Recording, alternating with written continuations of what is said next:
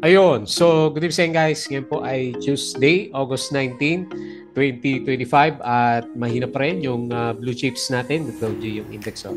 At nag-close tayo ng negative 0.18%. Pero pangit pa rin.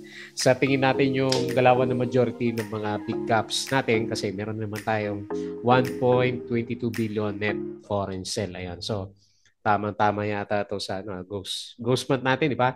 Tapos wala tayong trading day by August 21.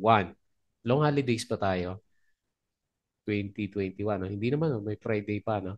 Pero, ayun, meron nang nilabas kanina ng mga news with regards sa trading holiday po natin. Okay, so anyway, okay lang yan kasi maganda yung galaw ni plus natin. So, doon muna sa galawan ng global markets natin, sideways lang no si US market pero mapula na naman yan nakikita natin sa kanilang mga futures. So, ewan ko kung magkakaroon pa sila ng mga spikes pero baka nag-aanda na rin sila para sa paparating natin na ghost month. August 23, di ba?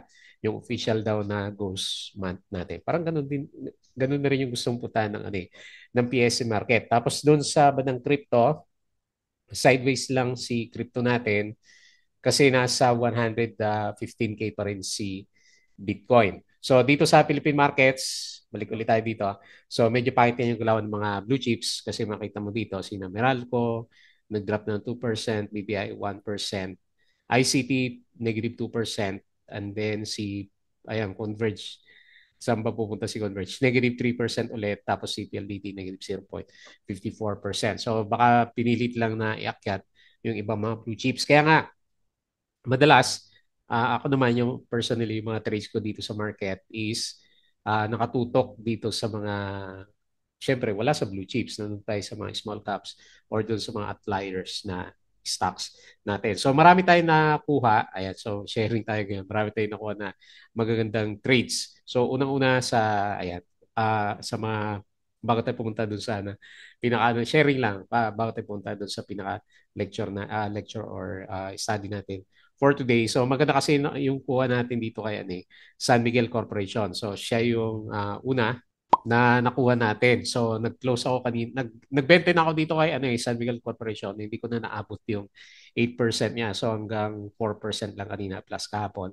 9% is nakagross tayo ng 13% kay San Miguel Corporation. Pero yung pinakaunang magandang trade natin, wala dito eh. Si Nickel, yung una kong nakuha bago si San Miguel Corporation. So, di ba nag-spike siya kahapon yata yung spike niya, no? Umabot na rin ako dito ng mga 14%. So, binenta ko na rin siya. Mahirap mag-ano sa market ngayon eh. Kasi medyo pangit kayo yung galawan ng mga stocks. So, kung may konting gains na tayo sa kanya, binibenta na natin siya. So, okay yan. Naka 14% tayo kay Nickel. And then, yung isang latest na benta ko, kahapon din yata to, si OGP. So, hindi ko na inantay yung, yung ex-date niya. Kung mag-drop siya na, inisip ko mag-drop siya ng 3% din. Halos wala na rin tayong gain sa kanya. So, malis na ako sa kanya after makakuha natin ng 9% na gain. Tapos yung hawak ko ngayon na isa, yan, sharing lang is itong si SUP. So nasa 5% na tayo sa kanya. Hopefully hindi na to mauntog. Ito medyo maganda yung yung pasok natin sa kanya. Tingnan natin kung abot siya ng doon sa resistance na pinag-uusapan natin sa kanya. Nung nakaraan, check mo yung previous na video natin. So nasa 5% na tayo dito. So, medyo marami tayong nakuha ng mga trades during this time. Kahit na medyo pangit yung yung galongan ng markets natin. So meron talagang opportunities sa iba, pero hindi naman sa lahat. Kasi yung mga blue chips na hawak naman natin na iba, hindi rin naman ganun kaganda yung kanilang mga galawan. So hopefully, magbigay pa ng maganda si market kasi may mga setups pa rin tayo na nakikita sa kanya. Kahit na papunta tayo dito sa um, sinasabi natin na ghost month. Okay, so balik tayo dito. Maganda yung vibes natin kasi yung isa sa mga main na hawak ko na stocks personally is itong si Plus. So nag-upsurge kanina, nag-up siya ng 11.73%. So hindi ko din nakalain na mag-upsurge siya kasi nung umaga, nag-drop pa yata to ng 5 o 3% yung drop niya. Tapos nag-steady lang siya sa mga 1-2%. And then pagdating ng bago mag-pre-close, nag-upsurge na siya. So ngayon pala yung pinaka first day ng trading natin kay Plus as a blue chips which is meron siyang good sign. na pinakita sa price action. So negative 5.02 million net foreign sales siya kasi. And then kung meron kang San Miguel Corporation pa, congrats. So ako nakalabas na, hindi ko nakuha yung pinaka-peak niya. So umabot siya ng 8.03%. And meron siyang 23.03. Ito maganda million net foreign buy. So talaga nang shake out lang siya bago siya umarangkada. Ayan, abangan ulit natin sa bounce si San Miguel. Converge. So lumalabas yung galaw ni wala naman ako makita sa ano na ito, earnings. Okay naman yung earnings niya. Pero makita mo oversold na to, nasa RSI 22 na lang siya. So inabangan din natin to. Baka kapalit ni San Miguel Corporation para sa bounce trade. Kasi halos para sila ng galawan. Okay naman yung funda pero ayaw sa price action. And then PHA, isa sa mga umarangkada din. Nag-close siya ng 10.63%. Pero pumitik to eh. Nag 20%, 30% yata to eh. So, hirap nun, no? Pag doon ka sa peak nakabili. Pero tingnan natin, baka for the coming few days, pipitikin ulit to. Negative 1.80 million net foreign sell. Tapos si FNI, ito, nanginayan ko. Wala akong FNI na nakuha kasi nagbabad ako kay nickel last time. So maganda yung breakout ng price niya again. Although yung volume niya hindi naman ganun kalaki, pero maganda yung price action niya. So meron siyang 3.45% na gain for today's trading. Tapos, ayan, isa sa mga lessons learned natin, although wala naman ako nito, hindi ako bumili nito. Kasi nag-spike to eh. So, wala tayong makita reason. Parang ayoko sumabay, sabi ko. Dito ay now, ayun. So, nag-close na siya. Or rather, yung gain niya last time, kinain na rin niya. So, negative 10.11%. Tingnan natin kung ano yung learnings na makuha natin dito. And overall picture is mahina talaga yung galaw ng market. Okay? So, hopefully may makakuha ka doon sa mga posts natin. And disclaimer ulit, sa mga bago sa channel natin, as usual, yung ating review is for education purposes lamang po. So, huwag mong gagamitin to as a reason para mag-buy, sell, or hold ng stocks. Kasi meron pong risk na involved sa market. Due diligence na lang po kung anong stocks yung gusto mong bilhin. And then follow po ako dito sa ating Plumpy Trader as usual para updated ka sa mga posts or subscribe ka dito kung gusto mo ng guide sa channel natin. Dito pala sa membership natin. So yung mga pinakita natin kanina kasama yun sa mga previous na stock picks natin during the trading. And yung ating mga posts sa mga nakasubscribe, maraming salamat po doon sa mga usual na viewers, company reviews, mga sample trades sa market. Ayan, so pakita tayo sample trades kanina. Basic indicators, technical analysis, fundamentals, yung mga risk management, and basic learnings dito sa market natin. Okay, syempre may mga nakuha din tayo na hindi maganda. So yung mga pinakita ko lang sa inyo, yung mga na-close natin ng mga trades. Ayan. So, and then follow po ako dito sa ating Palabi Trader Crypto to. So, subscribe ka lang dito para updated ka sa mga play to earn games or cryptos. May bago tayong for review. So, lalabas natin for the coming few days. Mag-vlog naman tayo dito. Paminsan-minsan. Tapos sa social media, follow po ako dito sa ating Palabi Trader na Facebook account para updated ka sa mga posts or dito sa Facebook page. Ayan. Bodega Peak, yung mga articles natin sa local market. Double check mo na lang po. And Twitter, so tignan natin yung summary ng market natin. Wow daw, sabi niya. Outsmarting markets. Kasi biglang yung marangkada si Plus kanina. Ayan. So Nino Aquino, ayan, August 21, Thursday, babalik tayo ng Friday, yung ating pinaka-holiday. Ayan, wala tayong trading day but by that time. Okay? So dito sa summary market natin, silipin natin siya. So net foreign sell, ito yung ayaw na ayaw pa naman natin. No? Net foreign sell, 1.22 billion. So makita mo dito, ang tinamaan is finance talaga yung tinatamaan. No? Red pa rin sila, negative 0.19. Pero services sector, si ICT siguro to, nag-drop siya ng 1.22%. So ang berde ngayon, holding firms, sino ba to? Sino yung GGS ba to? LPG, sino ba? Ayan, so mining and oil is 0.16%. Ayan. O, dito pala yung mga blue chips natin. So plus, kasama si plus sa hindi man siya holdings Ayan. Hindi ko pa nakita yung category niya. So anyway, ito yung mga winners. holdings ito, San Miguel siguro. Plus 11.73% San Miguel. So nag-spike. Congrats, 8.03%, SM 1.53%, Banco de Oro 1.48%, CNPF 1.48%.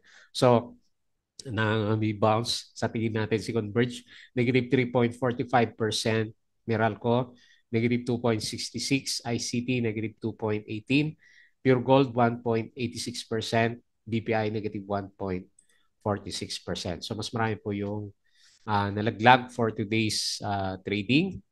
So around bago mag 3 no, marangkada si si Plus natin. Okay. So EEI backlog as July is 36.85 billion, up 40%. Okay, maganda yata yung earnings nito. Pumitik to ng isang araw. Tapos nung alas 2, San Miguel talaga yung una. Ayan oh. So si Plus nung alas 2, 2% pa lang siya. Okay, Converge oh. Medyo bumawi ng konti pala. Nag 4% kanina. Alas 11, San Miguel pa rin, 3.93 at saka si CNPF. Ito, CNPF, nasa baba din to eh. So 2.07%. Ayan, pili na lang tayo kung sino yung maswerte. CNPF or Converge. So services contributed most of declines in the PSE led by Converge, ICT, Tel. Okay. So yun yung mga hold kanina, naglaglagan kanina. So alas 10, San Miguel at saka si AGI, yung marangkada. So talagang bounce si San Miguel.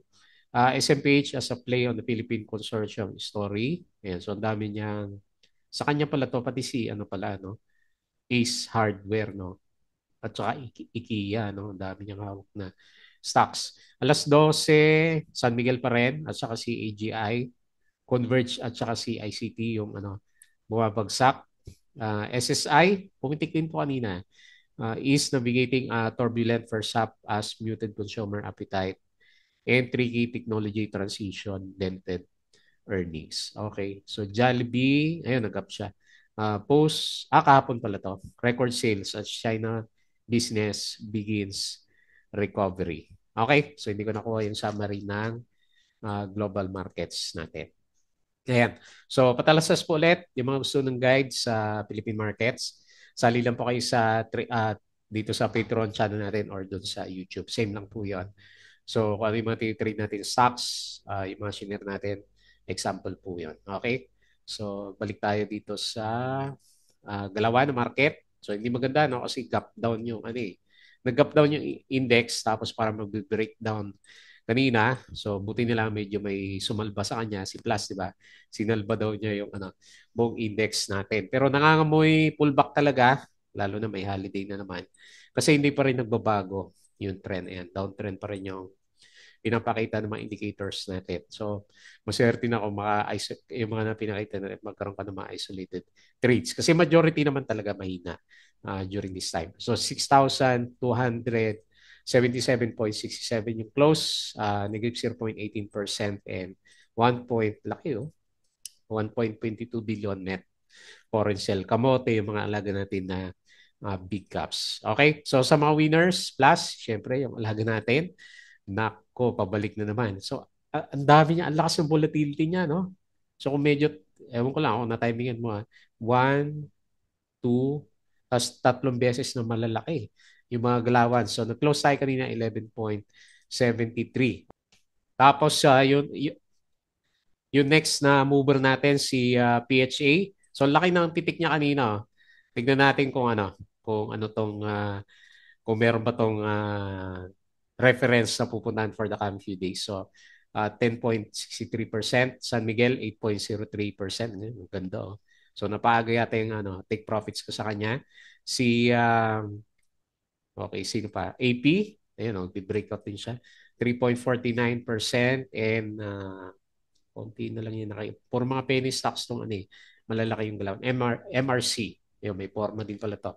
So 2.3%. So doon naman sa mga losers ng market natin, so si Now, okay, so kinain na niya, negative 10.11%. Tapos si Top, minus 3.91. Ayaw pa rin yung marangkada ni Top, no? Nagkano pa rin siya, consolidate, converge. Ayun, ang lalim na ito. Silipin natin niya mamaya. Tapos si PNB, negative 2.91%. Kinain na rin niya. So, Okay, so mas marami yata yung lumagapak ng mga stocks natin. Okay, so punta tayo sa global markets. Okay, so based dito sa galawan, mga mapula ulit yung US market namin. S&P, negative 0.08. Dow Futures, negative 0.11.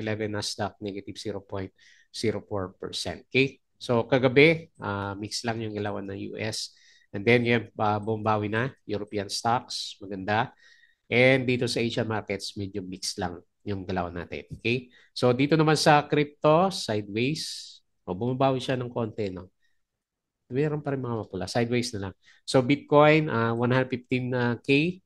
Hindi ko alam kung ano itong isa dito. KKC. Ayan.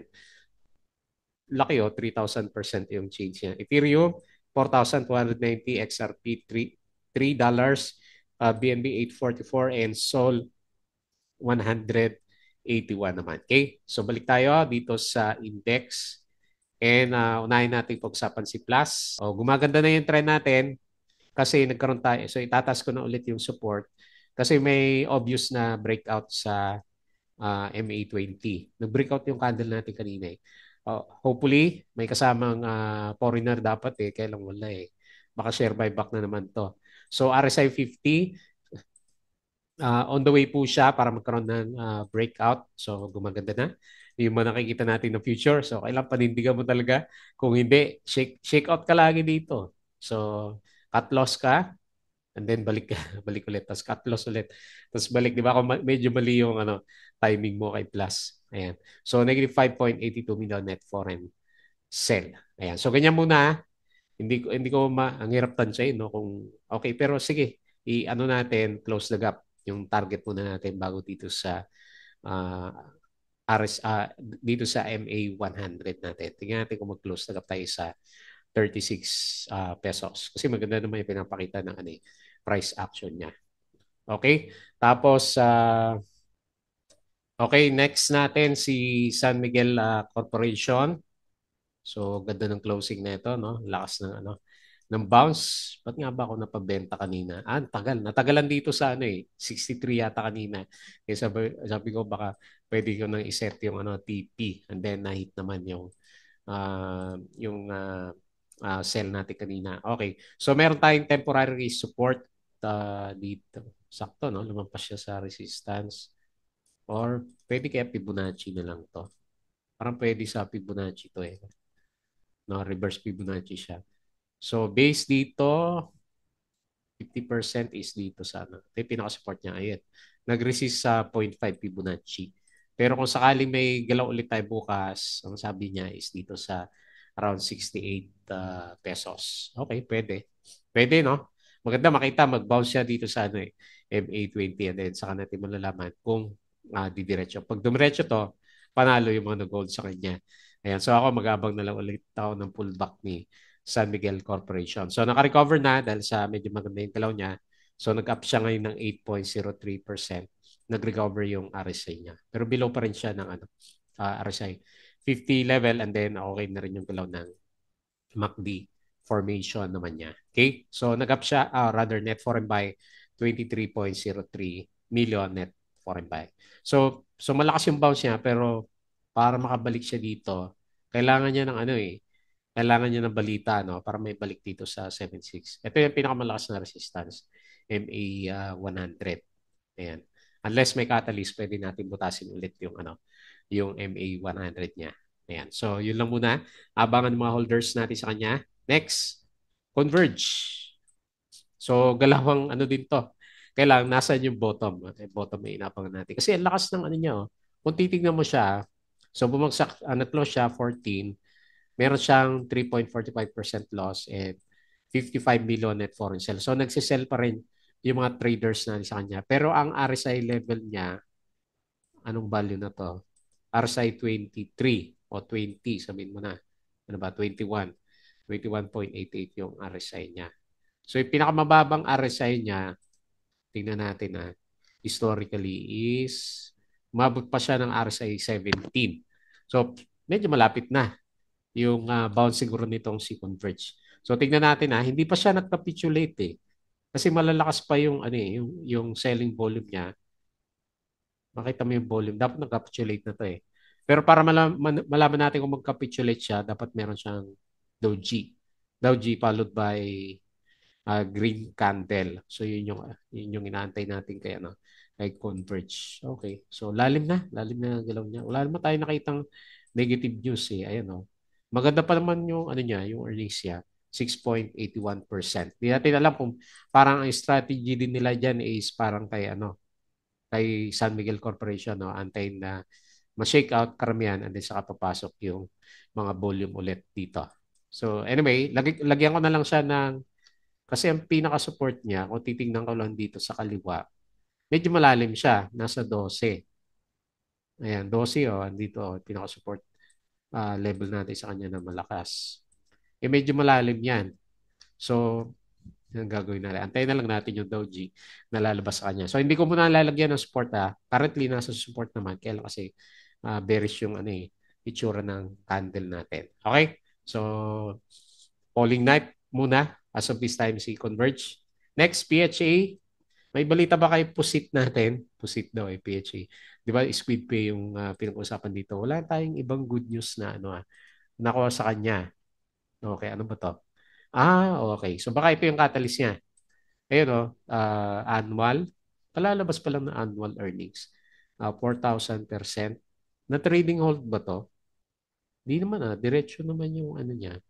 Yung trading, bakit ngayon lang siya naglabas ng ano, earnings? First quarter, walang kita yan. Lugi, lugi. Lugi si PHA natin. So anyway, niretest niya dito sa 0.280. Baba ko muna ha, kasi hindi solid yung ano niya eh, yung galaw niya. So titingnan ko yung 5-minute chart niya kanina. Parang ano siya, trap no. Ayun no, kasi after nun, biglang naglaglagan na yung ano, yung price action. So anyway, nag-up naman siya ng 10%. So ang susundan ko na lang kay PHA kung meron pa rin siya is yung ating trading channel. So ito na lang. Yan. Sakto din no, meron siyang sinundan din na ano, trading channel. Kung naka ano ka dito sa channel niyan din, nag-TP ka dito, di panalo. Kasi umabot siya ng yung pinakamataas niya is umabot ng halos 40% pala itong si ano, PHA nilaro na naman kanina. Okay, so news, wala tayong makita news. Pero okay yung ano yung itsura ng RSI pala niya. No? Okay, so mukhang meron pa to. 0.229, 10.63%, and 1.80 million. Of course, ano ka dyan, risk management. Ayan. Next, FNI. Ganda ng galaw talaga ng FNI. Ayan. So, kaso konti lang yung volume niya, no? Okay na rin to, 3.94 million, no? Kaya lang, malapit na dito sa ano, manunundo na siya dito sa 1.69. Oh, ano ba pinakamataas last time? 1.69. So, yun na yung pinaka-price action niya. Kita mo, breakout. Ganda ng galaw ni ano, FNI. So, wala na akong BPD. Namimili din ako last time, FNI o nickel. Ayan. So, doon tayo sa nickel. Kailan din na natin napuntahan to after ng kay nickel naman natin. Okay. So, maganda lahat ng pinapakita. So, ang vibes natin, isabot siya dito sa 1.7. 1.5% closing, 3.43% up, 867K net foreign buyer. Then lastly, isa sa mga lessons na naman, si Now. Ano ba yung balita? Hype lang ba yung ano? Yung news nito nung nakaraan eh, no? So 35% laki ng kulong nito. Halos 25% yung kulong ni ano ni Now natin. So ano ba? Walang follow up yung balita eh. Ayan. So hindi yung marangkada yung ano price action. So ngayon magre-retest tayo. So sa bagay, hopefully malakas ng support tong area na to. Okay, wag lang magtakbuhan pa bukas. Pag na-break yung mga support, watch out. Kasi minsan may ano to, may backlash tong mga ganito eh. Pero babalik din naman siya. Ganun yung style nila eh. Isa nag-spike, shake out ka, and then saka magre-recover yung ano, yung price action niya. So resistance wise, hindi natin masabi kasi maghahanap to ng ano eh. Maghahanap muna ng support eh. So sa support na lang muna ako titingin kay now. Okay? So 0.4 and 10.11% sa uh, negative 10.11% sa closing si now corporation. Okay? So expect dito sa blue chips, expect muna tayo ng mga ano laglagan ng mga big caps ulit kasi wala walang buyers walang net foreign buy. So kagaya ng mga trades lang natin, mga isolated na trades lang yung pwede natin gawin. Okay po. So, abang-abang na lang tayo sa mga drop pagdating ng holiday. And as usual, bago tayo mag-close, please don't forget to subscribe dito sa ating Palaboy Trader na YouTube channel. Join ka guys sa group kung gusto mo. Crypto ko to. Facebook account, Facebook page, Bodega Big, Twitter, and Patreon. So, kung gusto na guide sa trading, sali lang po kayo dito sa Patreon channel natin. Okay? So, yun lang. Maraming salamat. Kita ulit tayo bukas.